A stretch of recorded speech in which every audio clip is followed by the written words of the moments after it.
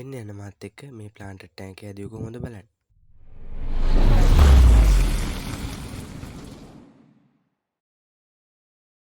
මුලින්ම උගලන්ට කියන්න ඕනේ මම සෙටප් එක අතරමැද්දේ පටන් අරන් තියෙන්නේ. මේක මම ඔයගොල්ලන්ට බලන්න කරපු වීඩියෝ එකක් නෙමෙයි. මේක මම මගේ කාමරේ ලස්සනට හදපු සෙටප් එකක්. මට හිතුණා ඔයගොල්ලන්ටත් පෙන්නුවොත් හොඳයි කියලා. ඒකයි මම මැදදී වීඩියෝ කරන්න පටන් ගත්තේ. අන්න එතනින් ඉඳන් තමයි ඔයගොල්ලන්ට මේ වීඩියෝ එක පටන් ගන්න තියෙන්නේ. ඉතින් මුලින්ම මෙතන කරලා තියෙන දේවල් ගැන කිව්වොත් මම මුලින්ම මෙතන වැලි පුරවලා තියෙනවා ටැංකියට.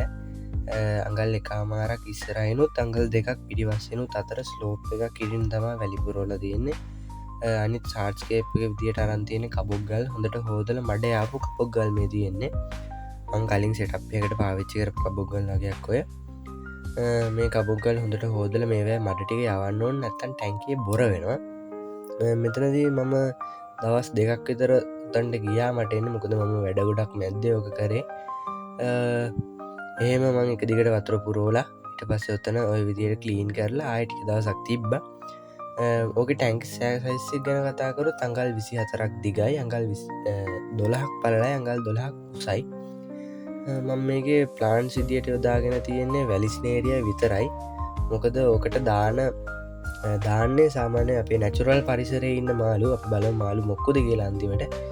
ඉතින් ඒගොල්ලන්ව මම වයිල්ඩ් කෝඩ් මාළු කියන්නේ මම ස්වභාවික පරිසරයෙන් තමයි අල්ලලා තියෙන්නේ. ඒගොල්ලෝ හිටපු තැන පරිසරය තමයි මම දැන් ඔතන ක්‍රියේට් කරන්න යන්නේ. ඉතින් ඒකට මං ඔතන පැල කරන්නේ වැලිස්නේරිය. මං ඕකේ කියන්නේ ටැංක් එක වටේ නෙමේ වැලිස්නේරිය හිටවන්නේ. ටැංක් එකේ ඔය ගල් ටික ඉස්සරහිනුයි පැත්තෙනුයි ගල් වලට ඉස්සරහින් තමයි නිකන් L shape එකට තමයි ඔතනදී ගස් හිටවන්නේ. අපි බලමු සෙටප් එක ඉස්සරහට කොහොමද කියලා. මේ විදිහට ගස් ටික දිගටම හිටවගෙන යනවා. ඊට පස්සේ මෙතනදී මම විශේෂයෙන් දෙයක් මතක් කරන්න ඕනේ මේක බයෝටොප් සෙටප් එකක් වගේ ලාවට යන්නේ. يعني ඔයගොල්ලන්ට මේ වීඩියෝ එක ඉවර වෙද්දි බලා ගන්න පුළුවන් මම ඒකට එකතු කරලා තියෙන එක දෙයක් විතරයි. මේ පාර්ට් 1 එක විතරයි. අපි බලමු පාර්ට් 2 එකේදී කොහොමද මේක වෙන්නේ කියලා. මේක දැන් කියන්න ඕන දෙයක් නෙමෙයි. ඒනට මම මෙහෙම කියන්නම්. ඉතින් අපි බලමු ඉස්සරහට මොකද වෙන්නේ කියලා.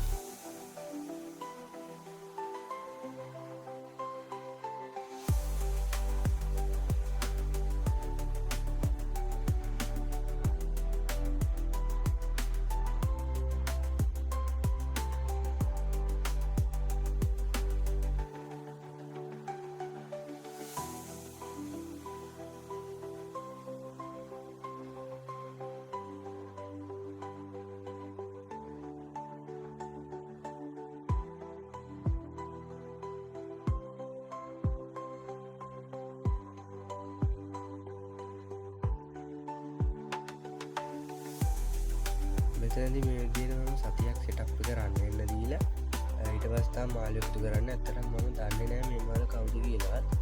මම පොඩි රිසර්ච් එකක් කරා. ඒ කියන්නේ මාළු ගැන පොඩ්ඩක් විස්තර හොයලා බැලුවා.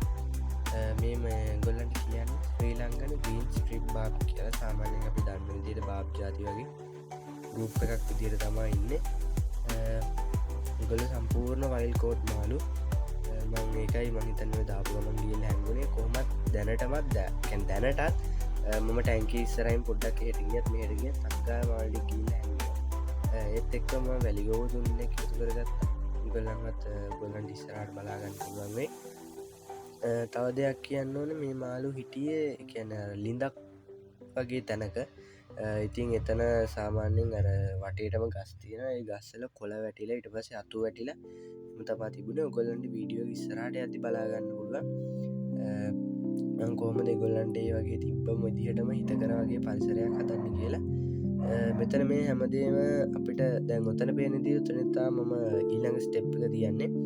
ඔතනදී ඔයගොල්ලන්ට පේන ඇති මාළු ටිකක් ඉස්සරහට ඇවිල්ලා තිනවා. ඔය මම වීඩියෝ එක කරේ රෑ. ඔතනදී කියන්න ඕනේ ඒ කියන්නේ සරලවම මාරු නිදි වෙලාවක තමයි ඔය මම කරලා තියෙන්නේ. අපි බලමු ඊළඟට මොකද වෙන්නේ කියලා. මම ඕක විශේෂයෙන්ම උඩින් දැලක් දැම්ම මේ මොකද මට ෂෝ එකක් තිබ්බේ නෑ වයිල්ඩ් කෝඩ් මාළු හින්දා. සාමාන්‍යයෙන් එළියට පණීද මොකද මම ඒගොල්ලන්ගේ හැසිරීම ගැන මොකුත්ම දන්නේ නෑ. මම ඒගොල්ලන්ව අල්ලන් ඇවිල්ලා සතියක් විතර පොන්ඩ් එකක තමයි හිටියේ. කියන්නේ පොඩි ෆිෂ් බෝල් එක. අපි බලමු ඉස්සරහට මොකද වෙන්නේ කියලා.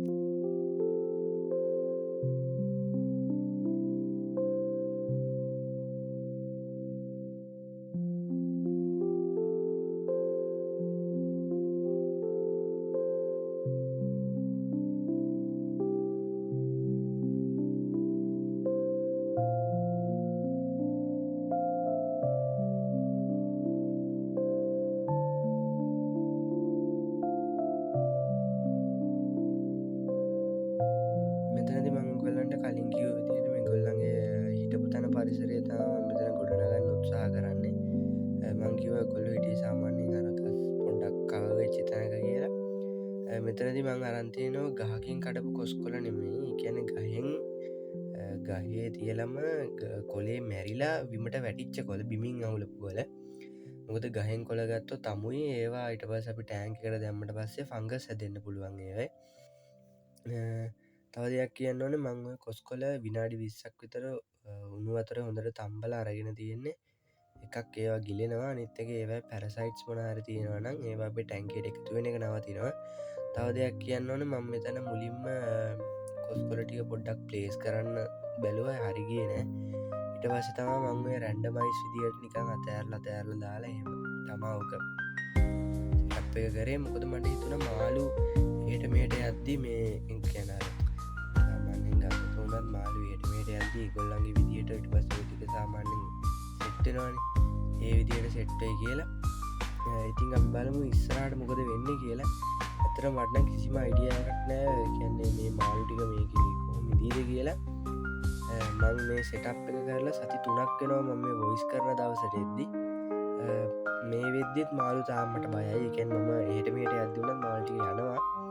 මංවදට ෆිල්ට එකක් දාගෙන තියෙනව කොලන්ට පෙන තමා ඕක මම කියන්නේ ඉංකව ඉරේලී වැටෙනවා කියලා එත් එක්කම ඕක සෙටප් එක අලුත්තින්ද යම්කිසි ස්ටේජස් කීපයකට යන්න තියෙන ඇල්ගි ස්ටේජ තකොට මම සුද්ධ කරන ඒවා මංගෝගේ ගොඩ චේන්ජීම වයිල් කෝට් මාලුනි ඒහින්ද කොල්ලන්ටේම මනට පංහිතන්න කලෝරීන් වලට කියලා. ඉතිං ඒකයි මම සාමාන්‍ය නිතර දෙවල් ටෑන්ක ගස් වෙන්නෙත් නෑ. ඒකයි මට ලේ කියලා තින්දම